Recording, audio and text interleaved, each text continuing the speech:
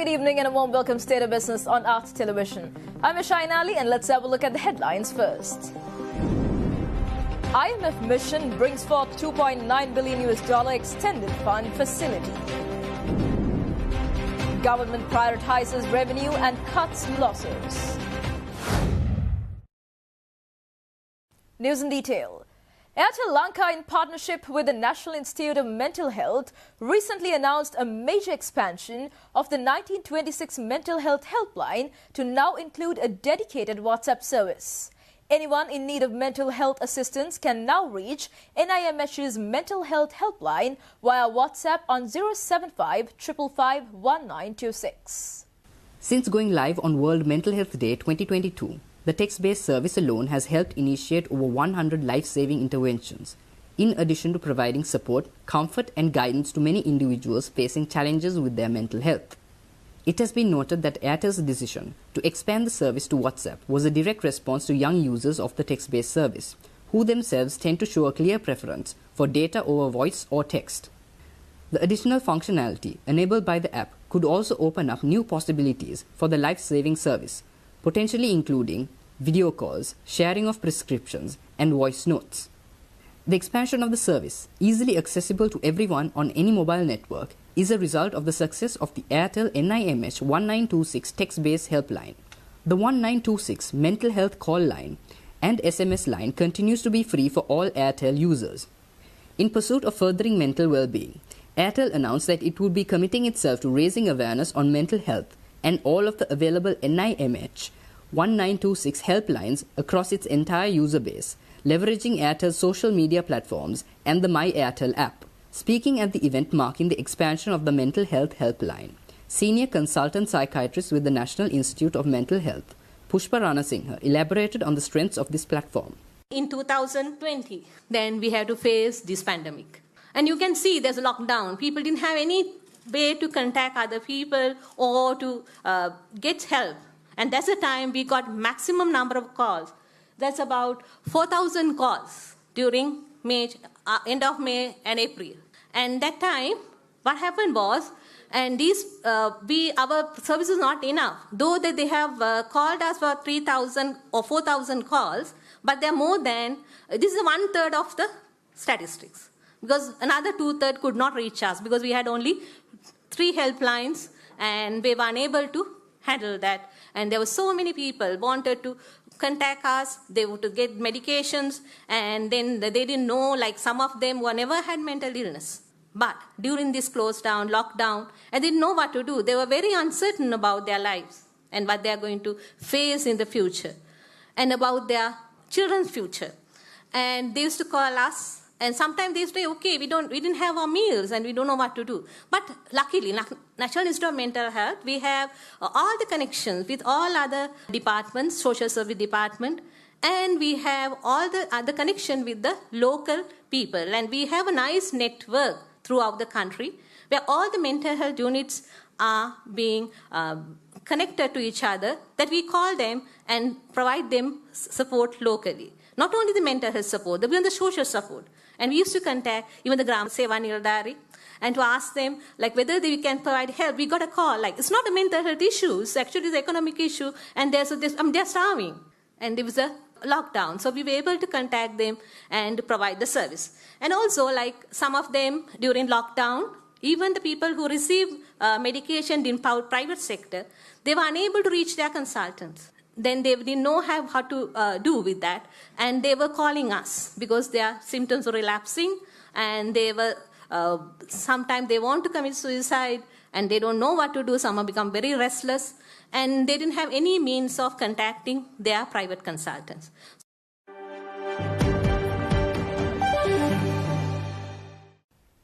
Sri Lankan authorities on the IMF mission at a press conference this morning presented a staff-level agreement to support economic adjustment and reform policies with a new extended fund facility. The 48-month extended fund facility provides access equivalent to $2.9 billion. The new extended fund facility arrangement will support Sri Lanka's program to restore macroeconomic stability and debt sustainability while safeguarding financial stability, reducing corruption vulnerabilities and unlocking Sri Lanka's growth potential. The agreement is subject to approval by IMF management and the executive board in the period ahead, contingent on the implementation by authorities of prior actions. It also depends on receiving financial assurances from Sri Lanka's official creditors and making a good faith effort to reach a collaborative agreement with private creditors.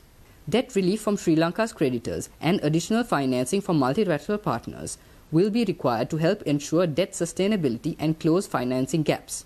Sri Lanka's program, supported by the fund, would aim to stabilize economy, protect the livelihoods of Sri Lankan people, and prepare the ground for economic recovery and promote sustainable and inclusive growth. Key elements of the program are raising fiscal revenue to support fiscal consolidation. Starting from one of the lowest revenue levels in the world, the program will implement major tax reforms. The program aims to reach primary surplus of 2.3% of GDP by 2024. Introducing cost recovery-based pricing for fuel and electricity to minimize fiscal risk arising from state-owned enterprises. The team welcomed revenue measures and energy pricing reforms already announced. Mitigating the impact of the current crisis on the poor and vulnerable by raising social spending and improving coverage and targeting of social safety net programs. Restoring price stability through data-driven monetary policy action, fiscal consolidation, phasing out of monetary financing, and strong central bank autonomy that allows pursuing a flexible inflation targeting regime. A new central bank act is a cornerstone of this strategy.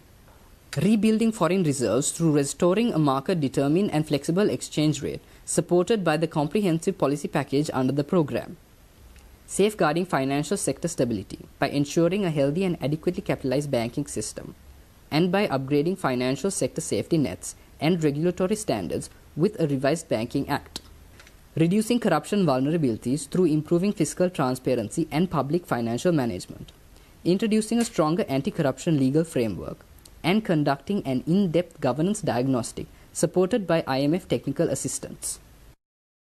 During the press conference, IMF officials assured Sri Lanka will overcome this economic crisis as they strongly believe that creditors will understand Sri Lanka's present plight. The officials admitted that they are of the view that the country's tax system should be upgraded to bring in more revenue to the government through a personal tax. We want to avoid the crisis becoming worse. So having some kind of forum where creditor and debtor can discuss, where the debtor can explain how they got to this situation and what they're doing to get out of it, and where creditors can listen and where creditors can see how all the other creditors are being treated. That really is an important step in moving forward in whatever context is found to do so. But we would encourage that process to move forward expeditiously. Having a 2023 budget that's consistent with the macroeconomic framework would be one of those actions, macroeconomic framework under the IMF program. So we would urge all the parties who will be engaged in this process to move expeditiously and in good faith so that a settlement can be found quickly and the IMF program can move forward and Sri Lanka can emerge from the crisis as quickly as possible. First of all, Sri Lanka's tax to GDP tax collection is very low, and there's a clear need to raise tax revenues to support fiscal adjustment or reducing fiscal deficit. And the tax reforms under the program should be also designed to be progressive, and progressive meaning that ensuring greater contributions from high-income earners to minimize the impact of fiscal adjustment on the vulnerable and the poor. And in this context, one of the ways to ensure progressivity of tax revenue tax measures is to use personal income tax, including higher tax rate for high-income earners.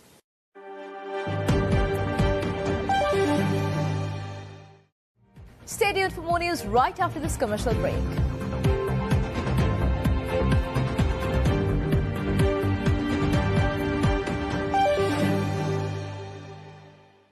More data when you stay and use more.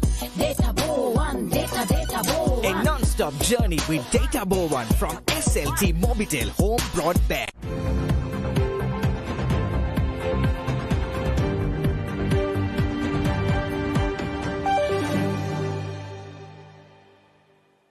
Welcome back after the break. President Ranil Wickremesinghe, presenting his administration's interim budget for 2022 on Monday, outlined measures to boost tax and non-tax revenue. It has been proposed to introduce compulsory tax registration for all residents who are above 18 years of age. ආදායම් බද්ද එකතු කළ අගය මත බද්ද විදුලි සංදේශ බද්ද සහ ඔට්ටු ඇල්ලීමේ සහ සූදු බද්ද සඳහා අදාළ වන බදු ප්‍රතිසංස්කරණ රාශියක් ක්‍රියාත්මක කිරීමට දැනට අනුමැතිය ලැබී තිබී අතර ඇතැම් බදු යෝජනා මේ වන විටත් ක්‍රියාත්මක කර තිබෙනවා. ඊට අමතරව 2022 සැප්තැම්බර් මාස 1 වෙනි දින සිට ක්‍රියාත්මක වන පරිදි එකතු කළ අගය මත බදු 12% සිට 15% දක්වා වැඩි කරනවා. 2022 මැයි මාස හඳුන්වා දුන් බොහෝ ආදායම් යෝජනා ඔක්තෝබර් 1 වෙනිදා දින සිට ක්‍රියාත්මක වෙනවා. මෙම ආදායම් යෝජනා මගින් ආදායම් වැඩි කර ගැනීමට අපට අවස්ථා ලැබෙනවා. එමගින් රාජ්‍ය වියදම් සඳහා මුදල් අච්චු ගැසීමද ක්‍රමානුකූලව අඩු කර ගන්න පුළුවන්. 2021 සංශෝධිත විසර්ජන පන්ද සමග ඉදිරිපත් කරන ආදායම් ඇස්තමේන්තු සඳහා ඉහත සඳහන් යෝජනාවල ආදායමද ඇතුල් කර තිබෙනවා. ඊට අමතරව ආදායම් වැඩි කර ගැනීම සඳහා වන නව යෝජනා 2023 අයවැය ඉලක්ක කරගෙන ඉදිරිපත් කිරීමට බලාපොරොත්තු වෙනවා. ආදායම් ඉහළ නැග්වීමේ අපේ ප්‍රයත්නයන් තුළ බදු එකතු කිරීමේ කාර්යක්ෂම වැඩි කිරීමට, බදු අනුකූලතාවය වැඩි කිරීමට හා බදු ගෙවීම පැහැර හැරීම වැළැක්වීමට බදු පරිපාලනයේ ප්‍රධාන කාර්යයක් ඉටු කළ යුතු වෙනවා. දැනට පවතින අවශ්‍යතාවන්ට අමතරව වාර්ෂික ආදායම හෝ බදු නිදහස් සීමා නොසලකා වයස අවුරුදු 18ට වැඩි සියලු වාසික පුද්ගලයන්ට අනිවාර්යයෙන් දේශීය ආදායම් දෙපාර්තමේන්තුවේ ලියාපදිංචි වීමේ අවශ්‍යතාවය හඳුන්වා දීමට මම යෝජනා කරනවා. ශ්‍රී ලංකා රේගුව පිළිබඳ ජනාධිපති පරීක්ෂණ කොමිෂන් සභාවේ අවසාන වාර්තාව නිර්දේශ ක්‍රියාත්මක කිරීමට රජය කැප වී සිටිනවා. ශ්‍රී ලංකාවේ රේගුවේ වගකීම ඵලදායීව සහ කාර්යක්ෂම ඉටු කිරීම සඳහා ඒ ආයතනික පරිපාලනය සහ මෙහෙයුම් ක්‍රියාවලීන් එමගින් ශක්තිමත් කරනවා. රටේ තිබෙන සම්පත් වලින් දැනට ලැබෙන රාජ්‍ය භාග යනාදී ඇතුළු බදු නොවන ආදායම් වැඩි කර ගැනීමට කටයුතු කරනවා. The President, in his capacity as Minister of Finance, used the interim budget as vehicle to focus on reforms in the management of state-owned enterprises. In this regard, he highlighted continuous losses endured by the government due to Sri Lankan Airlines, Ceylon Electricity Board and Ceylon Petroleum Corporation. රාජ්‍ය අංශයේ ප්‍රතිසංස්කරණවල තවත් තීරණාත්මක අංශයක් වන්නේ රාජ්‍ය සතු ව්‍යවසායයන් කළමනාකරණය. ප්‍රධාන රාජ්‍ය ව්‍යවසායන් කීපයක් ඉහළම රාජ්‍ය මූල්‍ය අවදානම් වී ඇතිව තිබෙනවා. ඒදී ප්‍රවාහන අංශයේ ශ්‍රී ලංකා ගුවන් සේවයේද, බලශක්ති අංශයේ ලංකා විදුලි බල මණ්ඩලය සහ ලංකා ඛනිජ නීතිගත සංස්ථාවද විශේෂයෙන්ම සඳහන් කරනු පුළුවන්. මෙම ආයතන සැලකිය යුතු පාඩු ඍණ ස්කන්ධ ප්‍රාග්ධනයන් ශ්‍රී ලංකා ගුවන් සමාගම, ලංකා ඛනිජ තෙල් නීතිගත සංස්ථාව සහ ප්‍රධාන වශයෙන් රාජ්‍ය බැංකුවලට ගෙවිය යුතු විශාල ණය ප්‍රමාණයක් සමග සැලකිය යුතු අවදානමක මූල්‍යාංශය කෙරෙහි ඇති කරනවා. කාලයක් තිස්සේ පවතින ව්‍යුහාත්මක ගැටලු හේතුවෙන් සමහර රජය සතු ව්‍යවසායන් අඛණ්ඩව පාඩු ලබමින් සිටිනවා. මෙම පාඩු මහා භාණ්ඩාගාරයෙන් නිමක් නොමැතිව පියවන්නට නොහැකි නිසා රජය සතු ව්‍යවසායන් ඵලදායී කිරීම සඳහා විකල්ප ක්‍රමවේදයක් සොයා ගැනීමට අවධානය යොමු කළ යුතුයි. ඒ අනුව රජයේ සතු වාණිජ්‍ය ව්‍යවසායන් ප්‍රතිවගත කිරීමට පහසුකම් සැලසීම සඳහා රජයේ සතු ව්‍යවසායන් ප්‍රතිවගත කිරීමේ ඒකකයක් State Owned Enterprise Restructuring Unit පිටවීමට යෝජනා කරනවා. මෙම යෝජනාව ක්‍රියාත්මක කිරීම සඳහා රුපියල් මිලියන 200ක් වෙන් කිරීමට මා යෝජනා කරනවා. මීට අමතරව ප්‍රතිවගත කිරීමට විවිධ උත්සාහ ගනිමින් සිටින ලංකා විදුලි බල මණ්ඩලය, ලංකා ඛනිජ තෙල් නීතිගත සංස්ථාව, ශ්‍රී ලංකන් ගුවන් සමාගම හැර ප්‍රධාන රාජ්‍ය ව්‍යවසායන් 50ක් සම්බන්ධයෙන් නියමිත ඉලක්කය සමීපව අධීක්ෂණය කිරීම සඳහා හඳුන්වා දී ඇති ආයතනික අභිප්‍රාය ප්‍රකාශ Statement of Corporate Intent නැවත සක්‍රිය කිරීමට මා යෝජනා කරනවා. රාජ්‍ය ව්‍යවසායන් සම්බන්ධයෙන් මෙම දුෂ්කර නමුත් අත්‍යවශ්‍ය ක්‍රියාමාර්ග ගැනීමේ අභියෝගාත්මක වැඩසටහන බව සැකයක් නැහැ.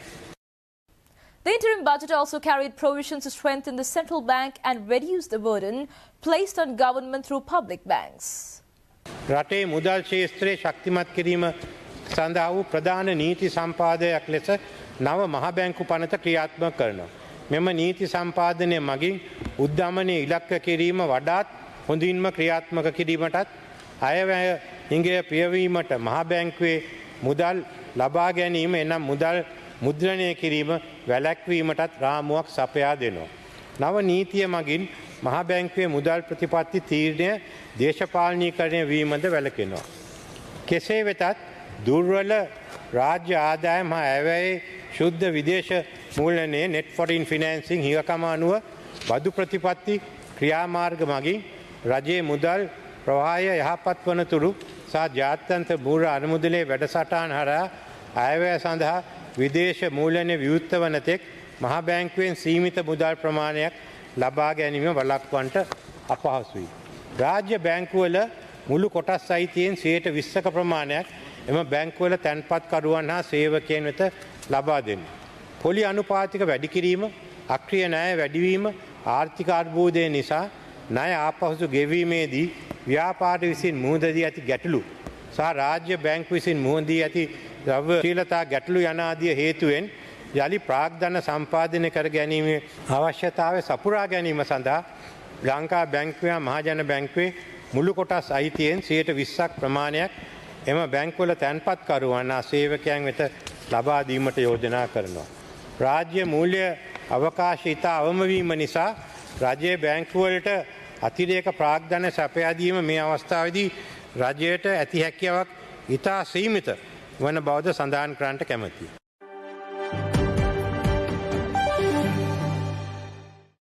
Stay tuned for stock updates.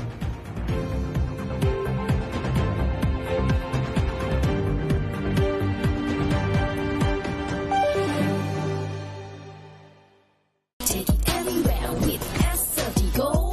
Data Ball 1, Data Ball 1. A non-stop journey with Data Ball 1 from SLT Mobitel Home Broadband.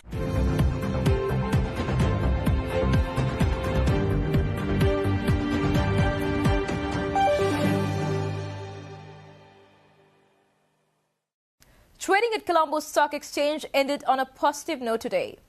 The all share price index gained 183.49 points to close at 9,254.81 and S&P SL 20 gained 80.01 points to close at 3,008.98. The turnover was 4 billion rupees and over 151 million shares were traded.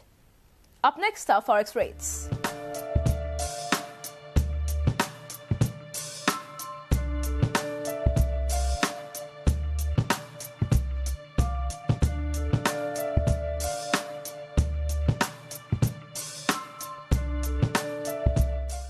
And that's all news for today. See you tomorrow with State of Business at the usual time. Until then, take care and good night.